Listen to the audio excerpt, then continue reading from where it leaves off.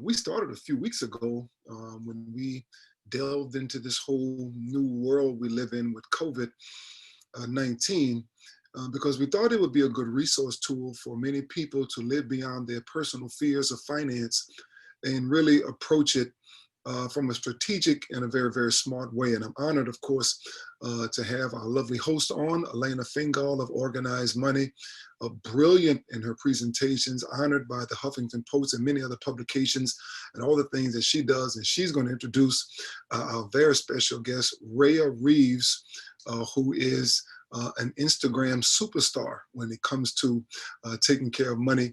And we're looking forward to hearing from her so we can learn all that we can in this season on how to take better care of our money. So without further ado, receive Elena Fingal. Hello, everyone. Thank you so much for joining us on today and for Money Monday. We did take off last week, but we're ready to get back started. And I'm excited about today because our guest for today is someone that I feel like we are aligned with what we think about and speak about with budgeting, saving, getting out of debt. She is also another person that has a very calm and transparent voice that comes to this budgeting atmosphere, which I feel like it's very needed. Before we get into her, and if you have any questions for her, make sure that you head over to the chat box. We did receive a few questions via text, so we're going to start with those. But of course, if you have any questions, make sure that you leave them in the chat box. I wanted to start off today with giving you a quick savings tip.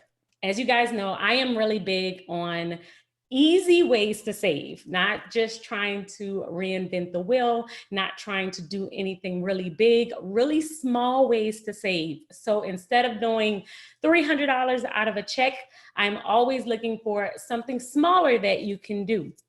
And this is one that I decided to do with my girls in order to get them started with saving. So if you have any small children, this is something that you can do in order to start setting up the steps and start talking about money, start getting your kids to think about money, and start letting them realize that money is a resource. It's not infinite. It doesn't grow on trees. It is something that they need to learn about and understand that it's a resource. So the thing I'm going to show you today is our acrylic box. So this is an acrylic gift box that I got from Amazon, and I use it in order to save $5 bills. Right now we're saving $1 bills, but I use it to save $5 or $1 bills, and it's called the $5 bill challenge. The way that we do it is we try and save $5 every single day, which adds up to about $35 a week, but it adds up to like $1,800 over the course of the year. What this does is it's an easy way to save. It's a quick thing. It's a great visual because my girls love to watch it grow. And then they know that when it gets to the very top, that the family is going to do something fun. We have used it to get, go on trips and do different things with them. They love to count it out and add it up. It's just a great way to show them that they can save a little bit at a time and still be able to do something fun. It also increases their patience because they get to watch it, they get to see it grow, and they get to anticipate what we're going to do next as a family. So if you wanted to get something like that, of course, we're going to send out the link when we send out the in show notes, when we send it out tomorrow. But I love having it be acrylic, be it clear, but you can do with this with anything in your house. You're just adding $1 bills or $5 bills into a box, saving it up and labeling it something really fun. So try it out. If y'all do try it out, let me know. You can tag me on Instagram at The Organized Money and let me know how it works for you. Okay, so Now for today's guest, I'm so excited to talk to you, Raya.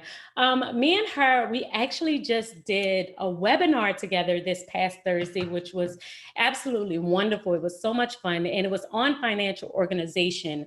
And her specialty is teaching women how to pinpoint their opportunities, how to live their life on a realistic budget, how to save, how to strategize, how to get organized financially. She did a wonderful presentation showing you the type of documents that you needed to have, and how to set up the proper financial organization system in your home. So, Raya, I just wanted you to give them a little quick bit about your background before we jump into the questions. Before she does that, Oh, I'm sorry. you said something, a very interesting word. I listen better than I talk. People think I talk as a person for a living. I really listen for a living. And you said Rhea specializes in teaching women. Thank you so much for allowing me to be a part of this wonderful conversation. I'm looking forward to it in the near future. Thank you, Rhea, for being our guest. I'll go back and take a look at it later, but I certainly want to honor the status that you have grown being an international Instagram superstar yourself. So thank you all so much. We'll see you later. Thank you, sir. Thank you. All right. Well, thank you so much, Elena. And thanks to Lester. You guys are so sweet, making me blush over here. But a little bit about me, as Elena mentioned, my specialty is actually budgeting. So I teach women how to create and stick to realistic budget plans that help them reach whatever financial goal they have. So be it pay off debt, build up their savings, travel around the world, buy their dream home, whatever their financial goals are, I help them create a budget that helps them reach those goals. And my company is City Girl Savings. I don't know if that was mentioned, but I started it in 2015. And when you hear the name City Girl Savings, you're kind of like, oh, well, what do you mean by that? It really stems from my own personal experiences with budgeting and saving money and living in a big city. So I'm from Austin, Texas. I live here now, but as soon as I turned 18, I was like out of there. I went to Los Angeles, California for college, stayed out there 7 years, and really took advantage of living in a big city. I enjoyed it very much, but I was spending money like crazy. I wasn't budgeting. I wasn't doing the things that I know I should have been doing. And the funniest part is I was going to school for finance. I have my bachelor's degree in finance. So I knew everything that I was supposed to be doing. I just wasn't doing it because I was letting my emotions and my wants kind of dictate how I was acting. So fast forward a few years, and I almost got evicted from my apartment in LA. And ultimately that was my wake up call to get it together. 4 years after that, I finally got a hold of my finances, my budget. I know I'm kind of breezing through this, but all that to say, I eventually moved back to Austin and still had that city girl mentality, so to speak, but now I knew what to do with my money. I knew how to budget and save, and that's how City Girl Savings came to be. And my ultimate goal is to help other women who still want to enjoy life, still want to travel, still want to do the things that they love, do so, but with a budget and making sure their responsibilities are covered. So that's how City Girl Savings came to be, and super excited to be here with you all. Thanks, Elena. Thank you so much. And I'm just going to jump into the questions. Just a reminder, guys, if you have any, make sure that you use that chat box feature. My first question is, okay, I don't get paid on a regular basis. So this is for people who have irregular income coming in. How can I budget on that irregular income? Okay, so I think there are a few ways to do this. First is to take a conservative average. So look at like the last 6 months of the income that you did bring in. What's the average monthly amount? That would be a good starting point for creating a budget. So create your numbers based off of that average amount. So you know your expenses should be the same. Your income is what's going to change. So it's hard to budget when you don't have an income set. So that's why I would suggest taking an average. If you can't do that, or if that doesn't really indicate exactly how much you would have, then I would say take the lowest amount you've made over the past few months and then budget based on that amount. Sometimes it's better to be a little bit conservative and give yourself a little less wiggle room when it comes to your income than to overestimate and not have enough money to take care of your bills.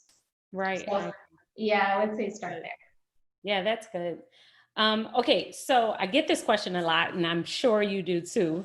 Should I prioritize my savings or paying off my debt first? What should I do? Yeah, this is a common question. And unfortunately, there is not like a one size fits all answer, in my opinion. I think everybody's situation is a little different, and everybody's situation is going to dictate how they go about handling this. But let's assume a few scenarios. So first scenario is you have a little something saved, right? You have maybe $500 to $1,000 already saved. And now you're asking the question of, well, should I continue saving or should I focus on paying off debt?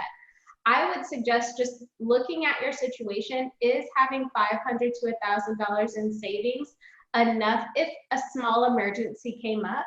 And if the answer is yes, then I would say shift your focus to paying off debt, right? So you want to make sure that you have a little something put to the side in case something does pop up. If you are putting all of your extra money towards debt and your car breaks down, you're going to have to use a credit card to get yourself out of that bind. And we want to avoid that completely. So that's one scenario. Another scenario is if you don't have anything saved at all, focus on building up that savings before paying off your debt, just in case. Something is always bound to happen. Now, again, think about the number that would be best for your situation. Dave Ramsey, pretty popular, says $1,000 no matter what. I don't necessarily agree. I think everybody's situation is a little different. So just look at your numbers, look at things that may have popped up in the past, and come up with that safe number to save, and then focus all of your energy on paying off debt.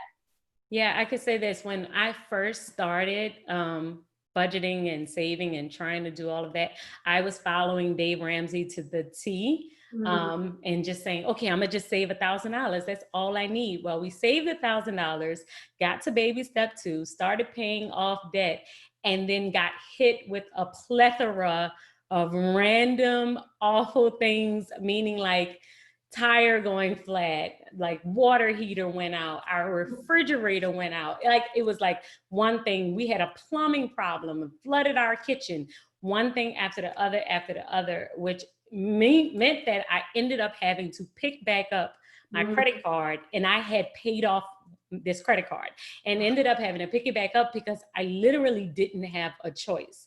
And when stuff like that happened, it made me realize $1,000 was just not enough for our family. Like it's a family of 4. We just have too many other things that's going on. We're on irregular income.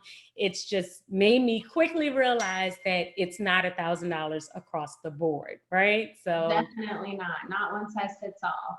Yeah, so I think it's definitely something to think about. If it's, if you're thinking between debt and savings, you definitely want to have enough in savings to make sure that you're good.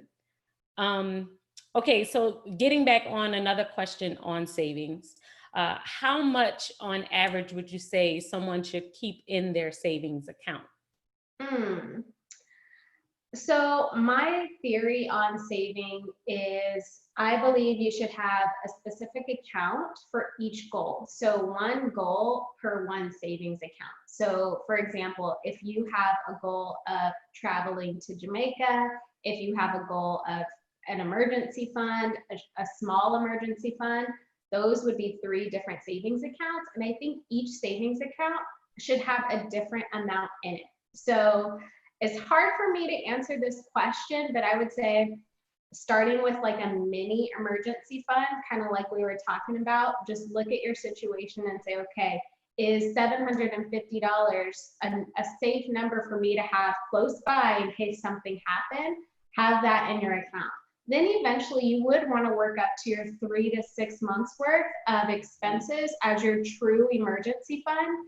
And then whatever other goals you have, try to put an amount towards them. So going back to like a dream Jamaican vacation, if you know you want $5,000 for that specific goal, that's what you should work towards having in that account. If you want to buy a home and you want to put 5% down, that's what you should work towards having in that account.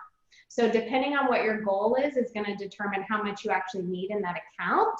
But if we're just talking in terms of what's a safe number, find that short-term amount that will work best for your situation, and then eventually work up to 3 to 6 months worth of expenses. Got it. Yep, makes sense. Okay, now this is probably a common issue also. So this person is asking, I am struggling with my eating out category, meaning that I'm really struggling with this. No matter what I do, I always spend more on food than I have budgeted. What should I do? This is common. I think we all deal with this, right? Yeah. Nobody's perfect. And once again, there's no one size fits all number that will work for everyone. But I would say you want to pinpoint a few things. One, are you being realistic with what you're actually giving yourself? So before we say, no, I can't spend this amount, I suck at budgeting. Are you being realistic for your situation? If you don't like to cook and you don't want to go to the grocery store, giving yourself $50 a month for eating out is not realistic, right? So I would say make sure what you're giving yourself is realistic. If it is, right, the issue now is bigger than just budgeting. It's a self-control issue, and that's something that's going to take a little bit more work than just changing your numbers month over month. So I would say try to pinpoint exactly what the issue is. Are you giving yourself a realistic amount? If so, look at your habits, what's triggering you to constantly go out and spend money, and what can you do to fix that? Yep, that's good. I know with us, when I first started budgeting, I was really trying to limit how much we were eating out. And we ended up failing miserably because I'm the person that don't really like to cook. My husband doesn't really like to cook. We'll do it every now and then the way that our lives are set up, with the kids, and once we got home, it was just way too much. But I would definitely, now we set aside a certain amount to go out to eat. It's just something that, and we really enjoy eating out. Like it. What I just started to do was looking at another category. Like, I don't like to shop that much, so I would pull from there and have more money for eating out. So, that's just I think that's wise, Elena, because the reality is that, maybe it's not a factor of you being unrealistic with yourself. Maybe you actually are, but you are compensating it from other areas to make sure that no matter what, you're still following your numbers, you're still following your budget. You just have some category allotments that change. Right. Okay. How can I budget for those one-time expenses? So let's say it's someone who's trying to have fun. You want to go on vacation. You want to do some things, really big things, but you're trying to find money in your budget to do those things. How can we do that? I think you can do this a few ways. One, obviously having that short-term or mini emergency fund could help cover one-off expenses as they come up. But what I like to do and what I recommend my clients do is factor in a miscellaneous category into their budget and dedicate a realistic amount to it, be it $100, $250, whatever your situation looks like. And, if something pops up throughout the month, take from that miscellaneous category. If not, that money should roll over into the next month and then the next month until something does come up and you need that money. I think that's a great way to do it and not feel bad when those one-time expenses pop up. You already know that you're covered before you even know they're happening. Right. I know one thing we were talking about on the webinar was how to save whenever you have, if you are paid bi-weekly. Another thing that you can do is wait for your golden months, as we call them, and that's when you get paid 3 times in 1 month. If you get paid bi-weekly, you have 2 months out of the year where you get an extra check. whenever that happens, you could save that entire check because you had never planned on getting that check in the first place. So looking for those moments when you have free money, what we call it, you know, when money comes and you didn't expect that money, now is the time to save it. And a lot of times we don't really connect with free money. It's just like, oh, well, since I just got it, I'm about to do this. I'm gonna go eat out. I'm gonna just, but if you consciously think about saving and consciously thinking about how to set it aside, then yeah, that should be another way to save some extra money, right? And I love that tip, Elena, because a lot of times people actually do know when their 3 paycheck month is coming and they have other plans for how they're going to spend it. You know, like, oh, I'm going to put it here, I'm going to buy this, or whatever the case may be. But if you go into it knowing, you know what, I'm going to save this entire paycheck, you're already going to be ahead of the game. Right, right. And it's better to plan it out before it hits you, because once it hits you, it's already gone. Exactly. We can find something to spend that money on. Right. All the time. Okay, so give us some tips on what if your budget just is not working? No matter what you do, no matter what you try, my budget is just not working for me. How can I reset? How can I start over? How can I get it to start working? Okay, so my first piece of advice would be to pinpoint exactly what is not working, because it's not just, oh, my budget's not working. It's something bigger. It's you not being realistic with your category amounts, you forgetting about certain reoccurring expenses, you having a lack of self-control. So there are a bunch of different reasons why a budget wouldn't work. So my first piece of advice would be to figure out exactly which piece it is. If you are forgetting about certain expenses or not giving yourself enough money in your budget categories, that's almost an easier fix, right? So you can try that out, see if that works. If you're still overspending, it might be a self-control issue, a lack of discipline, a lack of accountability. And as we mentioned earlier, that's going to take a little bit more work. But once you know that's the problem, you can actively work to fix it. Mm-hmm, mm-hmm. Okay. And I just wanted to say this too, because with when it comes down to a lot of our money habits, it really boils down to our money personality and our history, a lot of the different things that has happened in our life, how your mom grew up with money, all of those things. So getting in tune and knowing those things will kind of help you with what Raya was talking about with the discipline of it all, because we all know that 80% of this is based on our habits and based on our routines and based on what we naturally do. How we spend money is not usually based on what we need. It's based on what our habits. So we don't always spend money because we have to spend money. Sometimes we just spend money because we're used to spending it a certain type of way. And interrupting that habit, interrupting that routine is what we may need to do instead of it just being about making more money. And I know that a lot of times it's easy to think about making more money, but we do need to focus on other things that we could do, possibly with our discipline and our personality, and figuring out how to stop it on our own, our mindset. Yeah. I think you're spot on, Elena. So many people think that more money is actually going to solve the problem, but in reality, if you can't budget what you already have coming in, what realistically makes you think you'll be able to budget better with more? So it's really about pinpointing those habits, those mindset issues, that personality you have.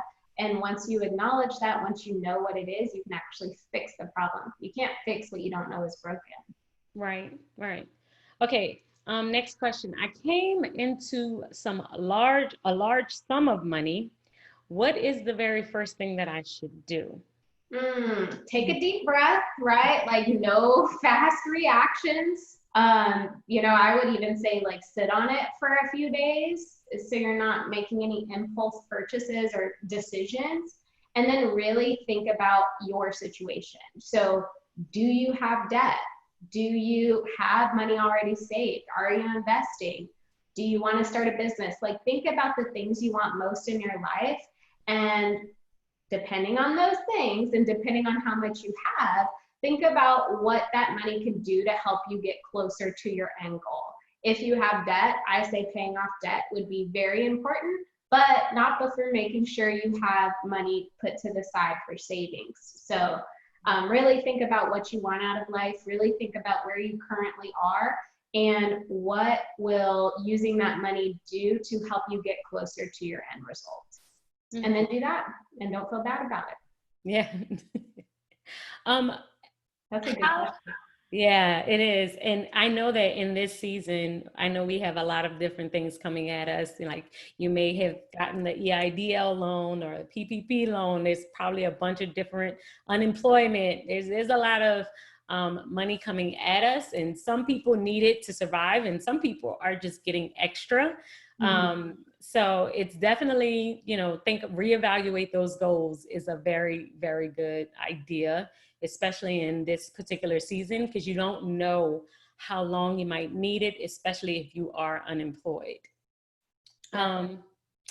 Okay, switching over, asking about a business budget. So how is a business budget different from a personal budget? And how should I be using that within, I guess it's a small business owner, and they're trying to figure out what's the difference between their business budget and their personal budget? So speaking from my own experience, my budget format for my personal finances is exactly the same for my business finances. So the only difference is my business budget consists of only my business income and my business expenses, whereas like my personal budget is my personal income and personal expenses. I would say that's the only difference. Once you find a system and a routine and a flow that works for your personal financial budget, translate that into your business because you're already used to it. It would just solely be for your business expenses. So other than that, I don't see a difference. Right. I'm pretty much the same way. I will say the only thing I do paper budgeting, mainly for personal spending. But with my business budget, I have it in QuickBooks. Mainly because of the taxes and stuff. And, once I file my taxes I need everything to be digital and easy and be able to send everything off to the accountant and stuff. So I would exactly say the same thing. The main thing is you want to make sure is you're not commingling them funds. You're not, spending business money out of your personal budget, spending personal money out of your business. And as long as you're keeping those separate, they pretty much operate along the same line. Making sure you're keeping that revenue high and watching those expenses, same thing. Oh yeah, exactly. And that's such a good point. I'm so glad you said that, Elena. Don't mix the two. It's just gonna make things more complicated for you down the line. Right. What should I do when I go over a budget or I have money left over at the end of the month? Okay, so those are two totally different questions. So let's start with the first one. What should I do if I go over budget? So if I find myself going over budget in a specific category before the month ends, okay, so let's, I'm tracking my spending on a daily basis so I can see the pattern that I have. If I see that I'm going over budget in a particular category, I will take from another category to offset the difference.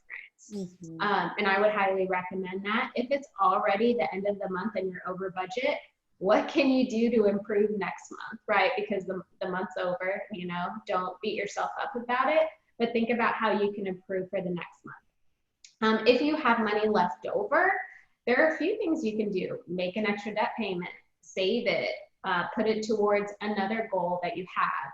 Use it as an account buffer to help you for the next month. Put it to the side for one-off miscellaneous expenses. I mean, there are a variety of things you can do. So just whatever feels good to you, as long as it's not spending it all on something you don't need, I don't think you can go wrong. So I'm gonna ask this, what's your favorite way to save money?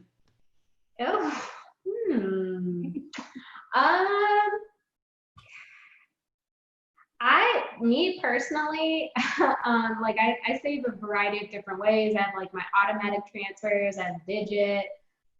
keep the change with my main bank. But my favorite way to save is when unexpected money comes my way or extra money comes my way, I put it all into savings. So like I thrive off of those big chunks or just extra chunks going into savings. That's my favorite way to save. It doesn't always happen, but when it does, I just feel so good. Yeah, I love automatic ways and really, really small ways, as y'all can see. I'm always doing things like, I feel like Capital and those apps are one of the best ways too. Like how you were saying, keep the change is a great way. Oh, what bank did you mention that has saved the change? It's Wells Fargo. It's called Keep the Change. Keep the change. No, sorry, that's Bank of America. I have Bank of America and Wells Fargo. Yeah. Bank of America is Keep the Change. Wells Fargo is Way to Save. And Way to Save is every time you swipe your debit card, $1 goes into your Way to Save account. And for Keep the Change with Bank of America, every time you spend your debit card, if your purchase was $4.50, they will round it up to $5 and put that 50 cents extra in a savings account. So is there any fees or anything associated with those? No. Oh, that's awesome. So yeah. I know I've talked about Capital and some of the other saving apps, Digit and all of those, but they do charge. Mm-hmm. They do charge. I want to say Capital is like $2.99 a month. I'm not sure how much. Digit is $2.99 a month too. So yeah. If you could get with a bank that does it and they don't charge you, then that would be amazing. So she's saying Bank of America is the way to go on that. And to that point, Elena, too, sometimes how I like to think of it is if Digit is going to save me more than $2.99 a month, so Digit saves me like $50 a month, to me, it's worth paying $2.99 to get that extra savings because it may not happen without it. So I think sometimes we have to look at it in that sense as well. Like, am I still profiting, so to speak, even if I'm paying this small fee every month?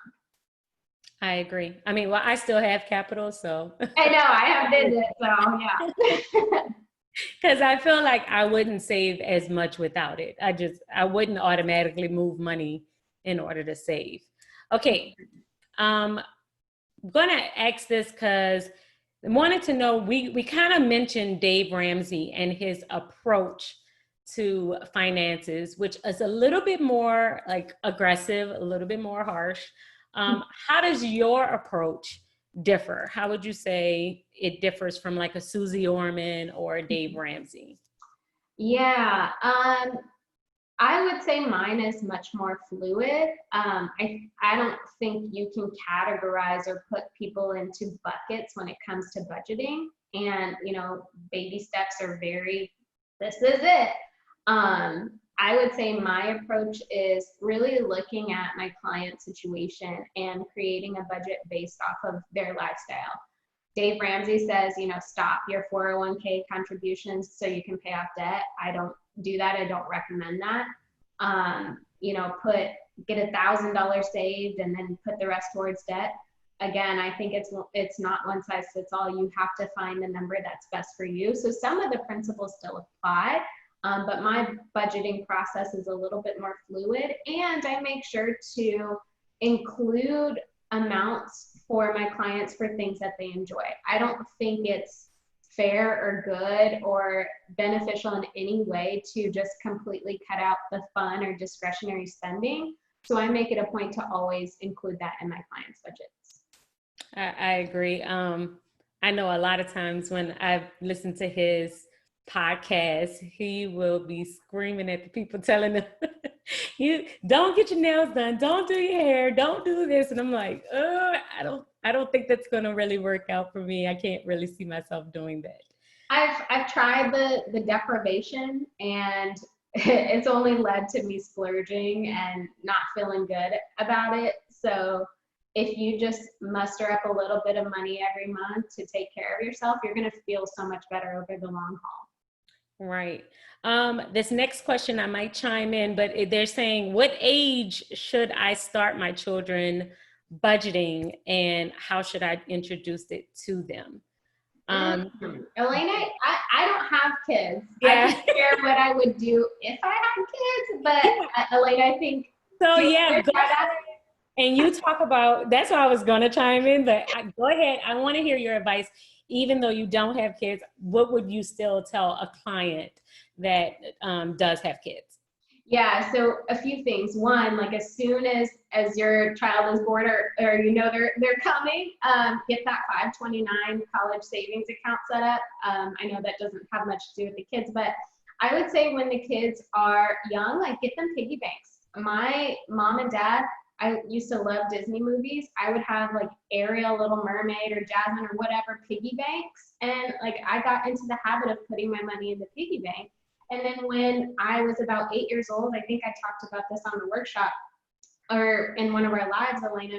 When I was 8 years old, my mom took my brother and I to go open a bank account with the money that we had accumulated in our little piggy banks. And I remember that to this day. I enjoyed it very much. And I think when you do those things as early as possible, so 8 years old, your kids start feeling good about money. They start feeling comfortable about it. And, you know, you can make it a point every month. Let's go drop your piggy bank funds into your bank account. So I would say under 10 for sure, as soon as possible with the piggy bank and saving.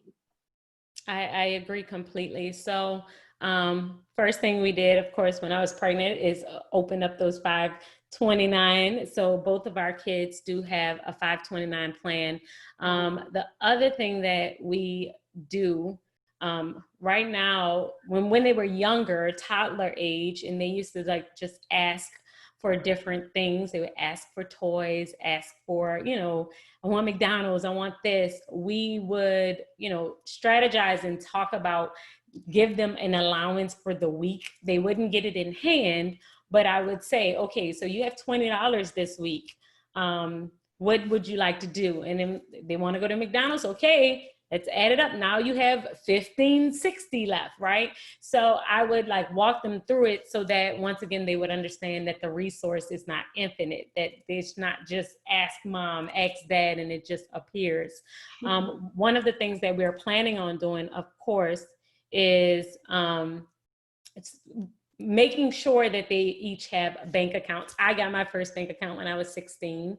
And had checks and would, you know, manage my own money. I also had a piggy bank. My kids have piggy banks. So they put money in it. We have the acrylic box here that I was talking about earlier that they put dollars in, and we are constantly talking about money. I think that one disservice that a lot of times we'll do, especially as a community, is we try and hide a lot of those money conversations from our children. But the thing is that kids are very resilient, and they a lot of times understand a lot that's already going on. They can put two and two together. They're very, very smart. So I started just having conversations with them, and telling them different things that we were doing. Okay, what are you doing, mom? What are you working on? I'm budgeting for the week. And what's a budget? Let's talk about it. Talk about those concepts. Talk about the different things. Talk about, you know, that, like, they know we pay a note on the house. They don't know exactly how much, but they know that things cost money. And I think that even starting them off with that knowledge helps. Starting them off, letting them know that everything that they get, they should save something. All of that helps them with their development with money, so that they're not coming out of college doing what I did and just getting my first credit card and swiping away because I'll pay it later. You know, you're not alone there. Right. I'll have more, you know, I'll pay it later, because you just get in this concept of thinking you're going to make so much money when you get out of school and you're going to have access to so much money. It's just, I'm just a kid right now. But as we get older, we realize how far removed our mindset really is from actual reality. And I think that if we can start the kids young, then that will definitely help them in their process. Okay, next question. What's the biggest mistake that people make when they are starting to budget? I would say two. I think there are two big mistakes. The first one is not factoring in the things they enjoy, right? Like depriving themselves, basically. And the second thing is not tracking their spending against the budget. So creating the budget is half the battle. You actually need to make sure you're following that budget. And the only way to do that is to track your spending. So if you're not doing that, you don't really know if your budget's effective or not.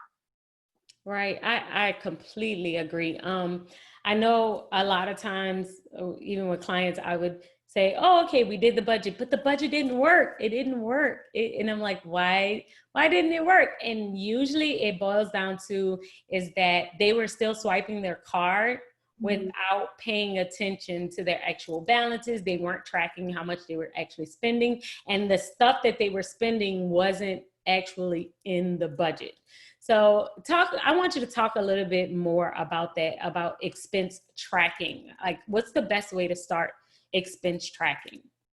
Well, I think there are a few ways to do it. Elena, your system is phenomenal for people who like to physically write out their expenses. I personally like things to be calculated for me. I like things in my own special format. So I use an Excel spreadsheet, excuse me. And so I have a new tab on the spreadsheet for every single month. So I start fresh every month. And I basically track my spending in every single category. I know how much I have budgeted for that category. And now by the end of the month, I can see how much I actually spent in each category.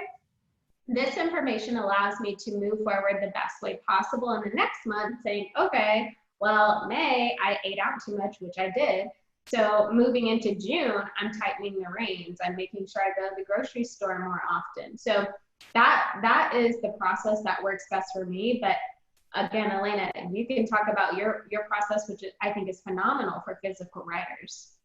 Yeah, so I, of course, love writing everything down, makes it real for me. So every single morning I'm jotting down, I'm looking at my current balance and I'm jotting down all the pending transactions just to make sure I didn't miss anything. Because, you know, sometimes it'll hit your account a couple days later and it'll mess you up completely because you thought you had way more money than you actually do. So as long as you find a method that works for you, because like I said, that could be time consuming. Writing every single transaction down, it works for me, but it could be time consuming. So Raya's method would definitely work for you if, you know, you rather it be all the way calculated and just be able to import those transactions. Okay, my husband and I currently have separate accounts, but his account always goes negative. Oh. Should we combine it so that I can keep better track? How can I get him on a better system? Okay, well, so let me first start by saying this is solely my opinion, right? You know, this is just my thought process. I would not combine. It sounds like the issue is spending control. So if you guys combine accounts, he may be spending your money at that point. So I wouldn't do that. I would try to get to the root of what's causing this issue. Why are you always going in the red? What are you purchasing? What are we not accounting for in your budget? Try to work at it that way and get him to a place where maybe he's not negative every month, but now he's at zero, right? So he's not profiting, but he's not, you know, losing, and then kind of work from there. That's what I would recommend. Yeah, I agree. Now it definitely depends on the spouse. I can say this, my husband, he is, you know, we talked about the 5 money personalities. So 5 money personalities is, you know, you have the saver, the person that likes to save money, the spender, the one that loves to spend it, the risk taker, that's the person that's always trying to flip their money, security seeker, which is the person that likes to plan, that's me, and the flyer. So my husband is the flyer. And he is the person that doesn't, like, his decisions aren't motivated by money. Meaning that he, as long as the lights are on and like, he's happy, he's not concerned money does not move him. It does not help him make any decisions. He only does stuff based on how he feels, but money is not a motivation, which means that because money is not a motivation, when we did have separate accounts, when we were dating, we did have separate accounts, he would just swipe his card because he wasn't even thinking about the money not being there. It never even crossed his mind that money was an issue or something that he should even look at. So he didn't even like check the account. He's just like, oh yeah. And then his account would always go negative because he was not even thinking about it. And once we realized that that was the main thing, that was the issue, we did decide to combine, and he uses cash. So no cards. like he'll just have cash, and he uses cash, and then he'll be like, oh, and that's kind of like, we'll talk every single week, and we'll just kind of get down to where we are. But when we first got married, I would get so upset because I'm like, how are you not paying attention to? I just don't understand. I don't paying attention to this. But I really had to realize that it was his personality. It was deep-rooted money personality. It was his history. It was not something against me. It was not something that was wrong with him. It's just how he was born. And so once we got to the root of it and we realized that that was the issue, combining it worked better for us because I could watch all of the accounts, make sure that we were good, and he could spend cash and he was good. So I think you have to evaluate it. But if it's a rooted issue that they are a spender, let's say they're not a flyer, let's say they are a spender, then I would recommend Raya's option. Like, let's see, what's that main category that you have to swipe your card on, because we have some other issues going on. We have to like really, really look at and figure this out. Absolutely. Right. Okay, so speaking of cash, they're asking, should I spend only cash? Should I not use my debit card? Oh, I think it depends. I budget just fine with a debit card. I know my limits, right? And I have an account specifically for discretionary spending, and I use the debit card linked to that account, which helps. But just like Elena mentioned for her husband, I mean, he does better with cash. That's how he sticks with his limit. So if you need that physical limit, you need to actually see where your money's going. Cash is a great option. I don't think there's a right or wrong way to do it. It's just about what works best for you and how you can stick to your budget. I agree. I know with mine, like my husband works really, really well with cash. I actually work better with my debit card, and I'm probably more like you because I can keep track a little bit better of what I'm spending. I'm able to write everything down. When I spend cash, I realized that I was really bad with keeping up with my expense tracker. Like being able to really pinpoint where I spent my money, I was actually doing worse with cash. And that's another way that I think I differ, or we probably both differ from Dave Ramsey, because he recommends cash only, use envelopes. And I was a nervous wreck carrying all that type of money on me in cash, in my purse, in these envelopes. I couldn't do it. So you definitely have to know what works best for you. You have to figure out what's, your best approach. And I would say when I have cash, I spent it faster than I did my debit card. And I know sometimes it's the opposite. Sometimes people see the cash leaving their hand and they don't like it, so they're not going to spend their cash. I was almost opposite, and I think it's because I'm so used to my debit card. Cash just goes a little too fast for my liking. I agree. I do too. Like, I'm like, oh, I have cash. Oh, that means I can spend it all. It's not going to hurt my bank account. It's almost like it doesn't hurt my bank account because it's cash instead of the opposite effect. So I agree 100%. All right. Here's another question. Money scares me. and I'd rather just not deal with it at all. How can I even start to approach it? Mm-hmm. I would love to just talk one-on-one with whoever that is. I would say, try to take the emotion out of it. Budgeting a budget, it's a very logical, right? It's a physical tool, right? It's just your income coming in, your income going out, and what's left over. When you start thinking about your budget in that sense, you realize that you are the one putting the emotion or the negativity or the anxiety behind it, right? So in terms of money, look at money, as Elena mentioned, as like a resource, right? It just is. So try to take the emotion out of it and start from there, and then try to take it back. What scares you about money? Are you worried that you will never have enough? Okay, if that's what the issue is, have you put your income and expenses on paper to confirm that? So try to get to the root of what is actually terrifying you about money, and understand that it is not the money that's scaring you, it's something else.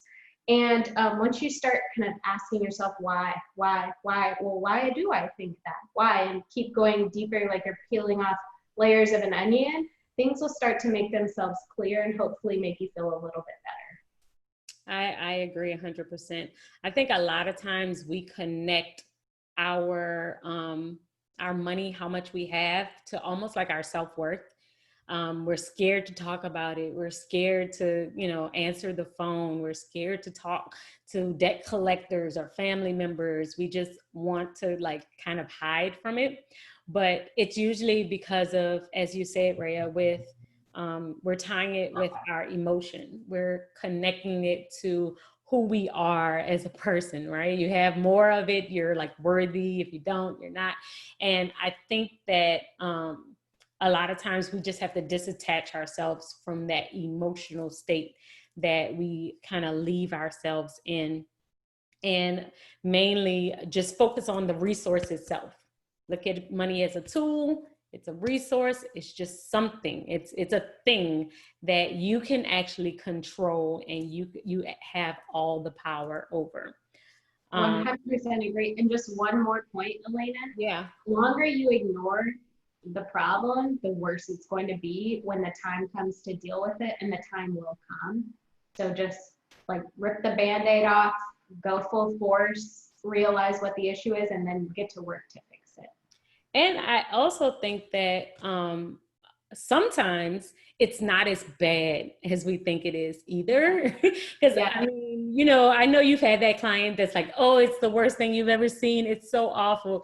And then you look at their budget and like, it's not that bad. I've seen worse. I mean, like I've had worse, right? My budget's been worse at certain points. But I think that because when you're in your mind, whenever you don't face something, your mind can make it horrible. It will give you the worst case scenario because you're keeping it in your mind. Mm-hmm. So you won't reach out for help. You won't connect with anyone. You won't do it because you're so afraid. But being afraid is actually what is the root of the fear. And it's actually not the money itself. The process probably would be much easier if you just faced it. Yes. Yeah. 100% agree. So Raya, I want to let everyone know if they are looking for a financial coach, if they're looking for someone that can help them set up their budget, tell them how they can get in touch with you. Yeah, so I do offer free financial focus calls. It's you just, tell me about your situation. If there's anything I'd recommend, I'll let you know. And you can schedule one of those on the City Girl Savings website, so citygirlsavings.com. I'm also all across all across City Girl Savings. I'm all across social media, and my handle is City Girl Savings. So whatever platform you prefer to be on, you can find me there. And I have just put both of that, all of that in the chat box, guys. So if you wanted to check her out, you can definitely go to citygirlsavings.com. Follow her on Instagram at citygirlsavings. Trust me, she is a wonderful help. You definitely need to connect with her. Hmm. Thank you so much, Raya.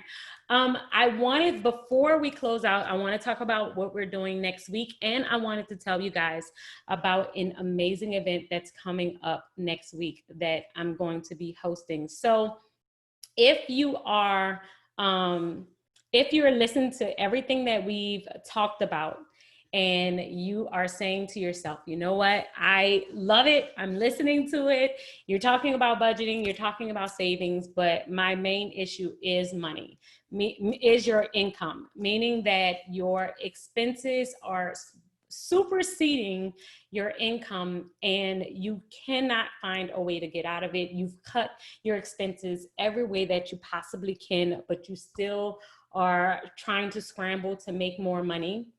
I'm hosting an event. It's going to be next Thursday, and it's going to be free that you can actually attend. It's a webinar, and it's called How to Turn What You Already Know into $1,000 or More. So if you are trying to make money online, if you're trying to build a strong platform, if you're interested in things like YouTube or taking a product and making money online, and you want to learn how to do that, then you can definitely register for the webinar. I'm going to leave the link, I'm gonna copy the link, and I'm going to leave the link in the chat box also.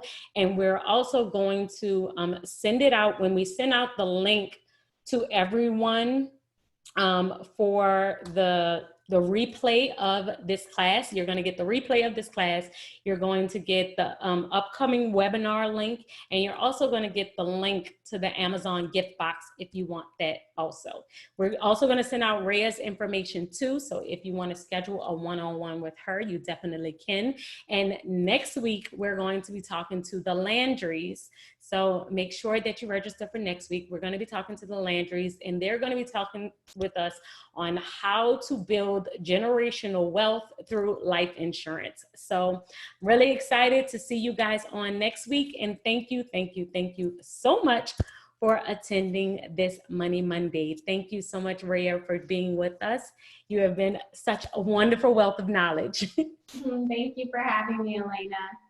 Thanks, guys. See y'all next week. Bye, guys.